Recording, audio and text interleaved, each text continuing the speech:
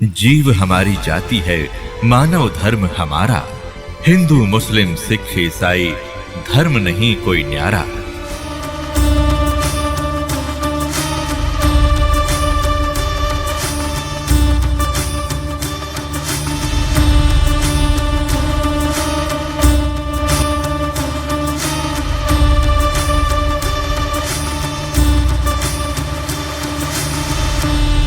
जब आदम और हव्वा को उस परमात्मा ने बना दिया, आदम को वचन से बना दिया, उसकी हड्डी हड्डी से, जैसे भी मानते हैं हव्वा बना दी, ठीक है, वो तो उसको छोड़ दिया। फिर ले लिया इस काल ने कंट्रोल में और इसको ले गया ब्रह्मा, क्योंकि उस सूक्ष्म वेद के अंदर कहा है कि वही मोहम्मद, वही महादेव, वही आदम, वही ब्रह्मा, दास गरीब दूसरा कोई नहीं, देखा अपने घर में।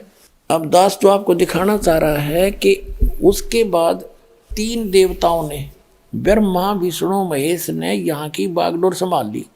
इस पवित्र बाइबल में स्पष्ट है, जब आदम को और उसकी पत्नी को इस यहाँ के भगवान ने, जिसको ये भगवान मानते हैं, ब्रह्मा ने, वास्तव में ये है कि ब्रह्मा ने उनको एक वाटिका में छोड़ दिया। उनको इतना मंदबुद्धि बना रखा था कि उनको कोई आभास नहीं था।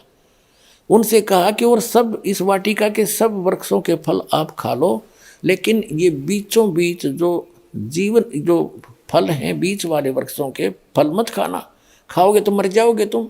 यानी झूठ बोलना शुरू किया इसने। एक दिन वो काल आ गया सर्प बन के, वो शैतान कह दिस नहीं, और सर्प बन के आके हव्वा को बोल दिया कि ये बीच वाले पेड़ के फल क्यों नहीं खाते तुम। उन्होंने कहा कि हम और सब फल खा सकते हैं, अल्लाह ने कह रखा है कि बीच के फलों को ना खाना, तुम मर जाओगे। सर्प ने कहा, काल आ गया सर्प बन के, कि ऐसी बात नहीं है, ये तो बहुत अच्छे फल हैं, इनको खाने से तुम मरोगे नहीं, बल्कि तुम्हें भले बुरे का ज्ञान हो जाएगा। तो उस औरत ने, हव्वा ने फल तोड़ा, आप भी खा लिया, अपने पति को भी खवा दिया। तो उनको आभास हुआ, उनका नशा सा उतर गया कि तुम तो नंगे हैं, हम। उनको शर्म आई एक दूसरे से। उन्होंने अंजीर के पत्ते तोड़कर लंगोट बांध लिए दोनों ने।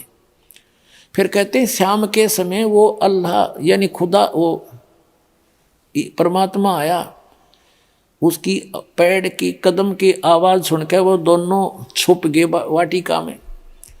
और उस भगवान ने आवाज़ लगाई, ईश्वर ने, कि तुम कहाँ हो आदम। आदम ने कहा कि मैं आपकी आवाज़ सुनकर घबरा गया और मैं छुप गया क्योंकि मैं नंगा हूँ।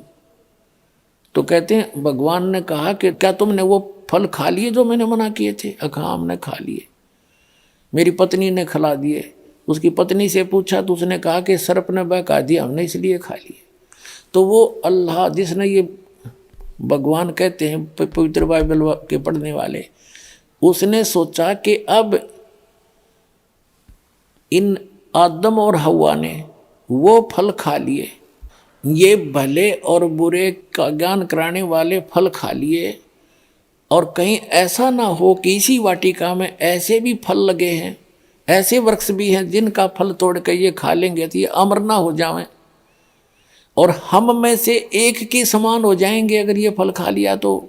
अब दिखाते हैं आए जैसे ये, क्योंकि little knowledge is the dangerous thing, नीम हकीम खतरा जान।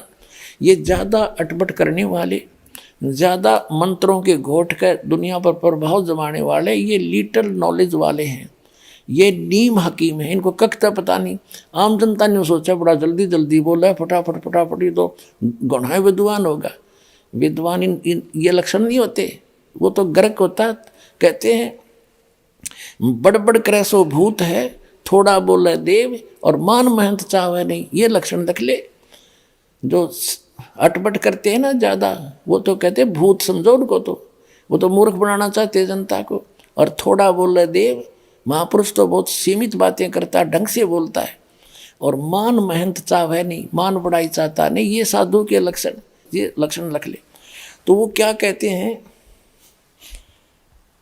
कि ये हिंदू जो हैं ये एक से अनेक भगवान मानते हैं, और ये जो सतीथी दास ने बताई डेफिनेशन ऑफ गॉड में, परमात्मा की परिभाषा में, एज इट इज है, ऐसे ही सारा है। लेकिन ये कुरान शरीफ का ज्ञान इनकम्प्लीट है। वो तो खुद कहता है कि मैं जानता नहीं उस मालिक के बारे में, अल्लाह अकबर के बारे में, तो फिर अपने आप इनकम्प्लीट नॉलेज है। यही वेदों का इनकम्प्लीट नॉलेज है, और इसी प्रकार गीता का इनकम्प्लीट नॉलेज है, और ऐसे ही बाइबल का, क्योंकि वो 6 दिन में सृष्टि रच गए, वो तो चले गए, बाद में काल ने बागडोर संभाली। अब दिखाते हैं वो क्या कहता है। एक जिसको ये बाइबल के पढ़ने वाले भगवान कहते हैं, योहा कहते हैं, वो कहता है कि आदम ने और हव्वा ने यदि इस जीवन मृत्यु वाले फल खा लिए वृक्ष के, तो हम में से एक के समान हो जाएगा। इससे मतलब सिद्ध होगा कि एक से अधिक है वो भगवान। देखिएगा ये पवित्र बाइबल, फिर से ये देखिएगा पवित्र बाइबल, फिर दिखाते हैं आपको। ये वही है पवित्र बाइबल, संपूर्ण जीवन अध्ययन बाइबल। ये अभी आपको दिखाया, ये देखिएगा, ये है। अब इसके हम उत्पत्ति ग्रंथ को पढ़ रहे हैं, यहाँ पढ़ लिया। अब हम यहाँ जाते हैं, हम थोड़ा सा दिखाएंगे, फिर पढ़ सकते हो आप। वैसे थोड़ा हिंट देती है, यहाँ पर लिखा है, तब योहा परमेश्वर ने आदम को भूमि की मिट्टी से रचा और उसके नथनों में जीवन का श्वास फूंक दिया, और आदम जीवित प्राणी बन गया।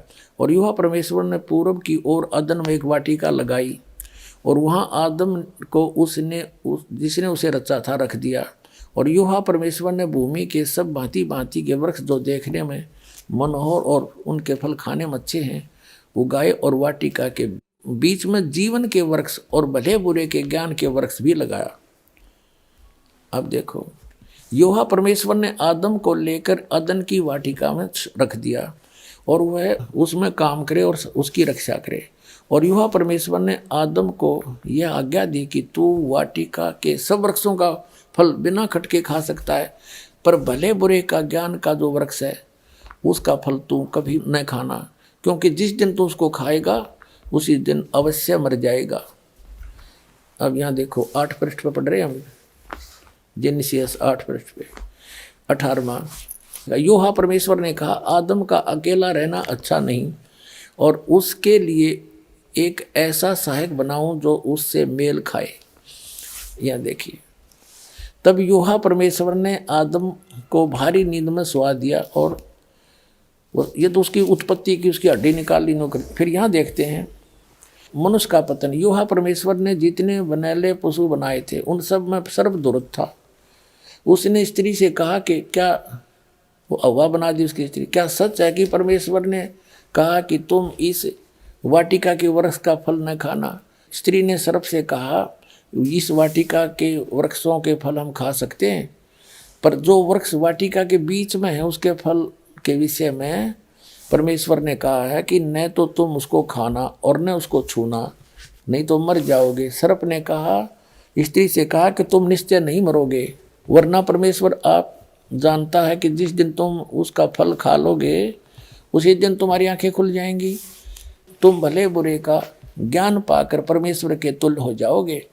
तब स्त्री ने देखा उस वृक्ष का फल खाने के लिए अच्छा है, देखने में मन भाऊ है, बुद्धि देने के लिए चाहने योग्य भी है। तब उसने उसको तोड़कर खाया, अपने पति को भी दिया और उसने भी खाया। तब उन दोनों की आंखें खुल गई, उन्होंने मालूम हुआ कि वे नंगे हैं, इसलिए उन्होंने अंजीर के पत्ते तोड़कर लंगोट बना लिए। तब योहा परमेश्वर जो दिन के ठंडे समय वाटिका में फिरता था का शब्द सुनाई दिया। तब आदम और उसकी पत्नी वाटिका के वृक्षों के बीच योहा परमेश्वर से छिप गए। तब योहा परमेश्वर ने पुकार कर आदम से पूछा, तू कहाँ है? यानी वो भगवान इतना अज्ञानी है कि नहीं पता फिर वो कहाँ छुप रहे हैं।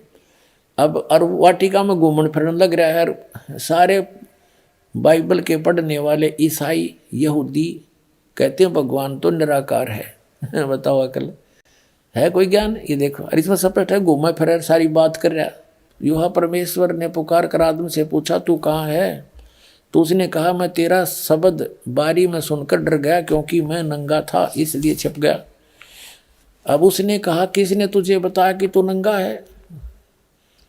जिस वृक्ष का फल खाने को मैंने तुझे मना किया था, क्या तूने उसका फल खा लिया?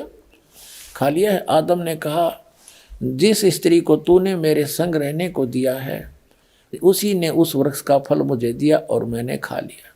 तब युवा परमेश्वर ने स्त्री से कहा कि तूने यह क्या किया? अब स्त्री ने, हव्वा ने कहा कि सर्प ने मुझे बका दिया तब मैंने खा लिया। अब हम अपने मतलब की बात पढ़ेंगे। दास ये सिद्ध करना चाहता है कि परमात्मा निराकार नहीं है, वो मनुष्य जैसा है और एक नहीं, अपने अपने सतर के ये प्रभु। जैसे दास ने परिभाषा प्रभु की बताई कि जैसे तहसीलदार अपने सतर का साहब, गॉड खुदा मालिक, और एसडीएम अपने सतर का, डिप्टी कमिश्नर अपने सतर का, कमिश्नर अपने सतर का, राज्य का मंत्री अपने सतर का साहब है, मुख्यमंत्री भी अपने सतर का खुदा है, साहब है, उसका मालिक है, प्रभु है, स्वामी है। जैसे केंद्र के मंत्री भी अपने सतर के साहब हैं और प्रधानमंत्री ओवरऑल कंट्रोलर सब के ऊपर साहब है, उन सब साहबों का के ऊपर भी साहब है, उस साहब के नीचे वाले सारे साहब हैं और वो अपने सतर के साहब। ऐसे ही देव हैं ये तीन ब्रह्मा विष्णु महेश हैं, ये ही यहाँ कंट्रोल कर रहे हैं सारे इस पृथ्वी के, पाताल लोक के और स्वर्गलोक के प्राणियों को। अब यहाँ दास ये सिद्ध करना चाहता है कि एक से अधिक भी खुदा हैं।